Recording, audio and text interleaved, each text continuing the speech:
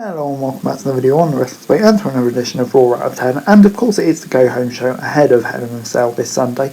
And yeah, Hell in a Cell seems very Raw heavy, so of course we're going to have lots of build up for the show this week, and yeah, we even got some new matches announced, so yeah, like I say, big show. So let's kick off the big show with Big Time Bex, and she said that she'll win her title back at Hell in a Cell. Then she said that she handed Asuka the Raw Women's title before going on leave because she thought she could come back any time and win it easily. Instead, Big Time Bex said that she created a very self-entitled Asuka before the Empress of Tomorrow showed up at ringside. Asuka and then Belair came out and joined Lynch in the ring before a brawl broke out, and the latter was sent out of the squared circle before we headed to the first match on Raw between Asuka and Belair. Lynch was on commentary and Asuka was in control early on. She locked in a guillotine hold before Belair reversed into a suplex. Back after a break on Raw, Asuka got an earful and went outside to taunt Lynch before Belair snuck up on her and took her out. Back in the ring, Asuka got a missile dropkick for an earful before dodging the KOD. She then got a big knee strike in the ring before trying for the Asuka lock, but Belair got out of it. Asuka tried for a big move, but Belair reversed it and got a side press before picking up the victory. After the match, Lynch came in and wiped Asuka and Belair out of the ring. And yeah, for the first match it gets a 7 out of 10 from me. Logical promo from Becky Lynch, and then yeah, a decent match between these two. And yeah, just getting me hyped for the match even more. And I think it successfully achieved that. So yeah, 7 out of 10 from me. The Mysterios and Ezekiel then took on Alpha Academy and Kevin Owens. Mysterio and Gable kicked off the match and Dominic was tagged in early on. Ezekiel came in and helped the Mysterios clear the ring before Dominic was dropped outside to run the race. Back after a break, Owens had Dominic in a sharpshooter, but Ray came in with a low drop kick to break it up. Ezekiel then came back in and set Gable and Owens in opposite corners before hitting them with splashes and getting a near fall on Gable. Otis broke the pin up but was sent outside before KO accidentally took out Gable with a super kick. Owens was then sent outside and the Mysterios hit a double 619 on Gable before Ezekiel came in with a vertical suplex and picked up the win. Owens threw a tantrum after the match and interrupts the commentary team before trashing their desk. And yeah, it's just another one of these silly segments between these two that I really like, so I can't help but give it a 7 out of 10. Cody Rhodes was up next on Raw and said that Seth Rollins was jealous, leading into desperate measures. Rhodes added that Rollins made was even more dangerous and that he will not exercise any self-control during the match. Rollins walked out and said that despite all of Rhodes' justification, he simply hated him. The architect reminded Rollins that he left WWE because he wasn't good enough, before eventually crawling back to what it was now Rollins' show to fulfill his fantasy legacy. Rollins promised that in 6 days he will destroy Rhodes and end the American Nightmare. Things got heated and Cody Rhodes challenged Rollins to a fight right in the ring, and Rollins almost got the squared circle but then backed off. Rhodes ran after Rollins before the two brawled on the stairs and the fight spilled out to the ringside.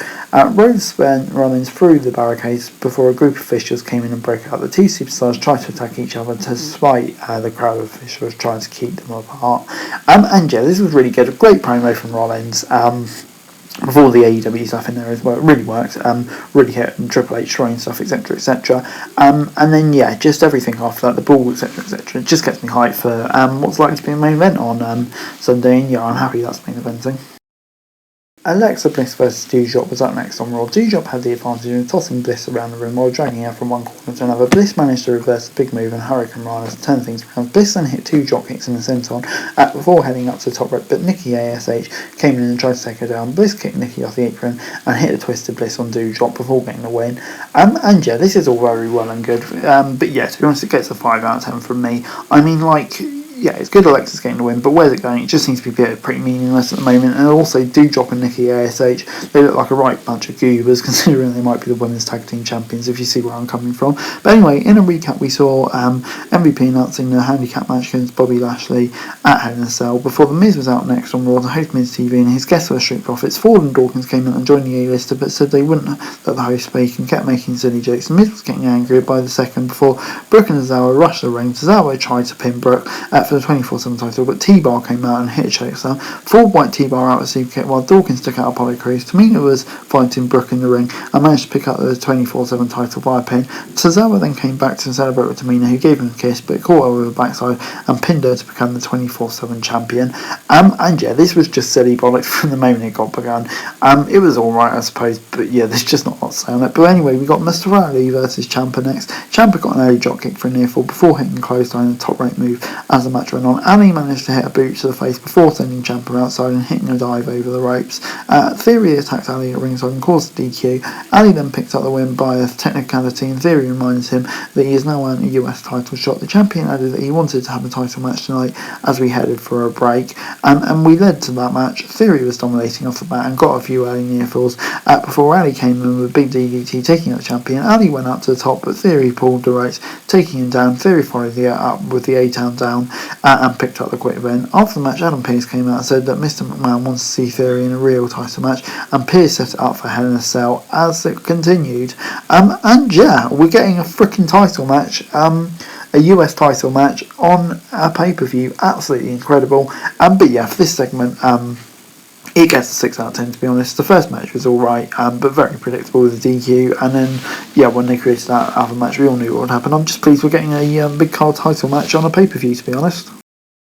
Riddle was then backstage and said that he didn't need to come to Royal Lane as Shinsuke Nakamura walks on screen. Nakamura compared himself to Riddle as to Ronan, and they reminded the Usos that they were still out for revenge, and that led to a tag team title match. Riddle and Jimmy Uso kicked off the match, and the Usos were in trouble early on, but managed to isolate Nakamura in their corners after he was tagged in. Riddle came back in and got a near fall off a neck breaker before taking a Samoan drop for near fall. A distraction caused Nakamura to go down for a frog splash, but Riddle came in at the last second and broke up the pin. Back after a break, Riddle was in the ring and went for the draping DDT on Jay, but it was reversed. Nakamura snuck in the tag and hit the Kinshasa for a near fall.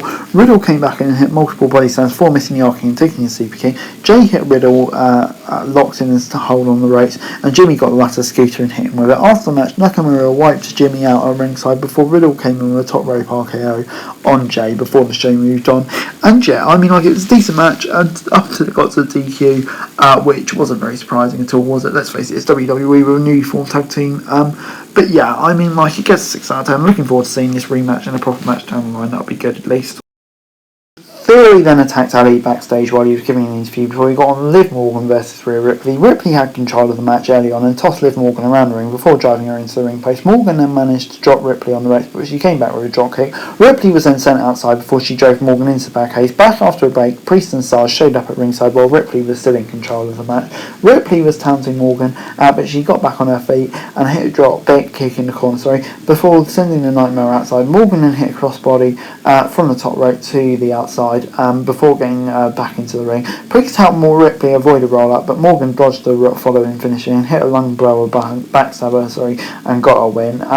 After the match, Priest wiped Styles out on the outer ringside and wiped out Morgan, but Finn Balor came out and took him down. Morgan took down Ripley with a top rope before AJ Styles hit a phenomenal forearm on Damian Priest, and Balor followed up with a coup de grace, and the babyfaces stood tall.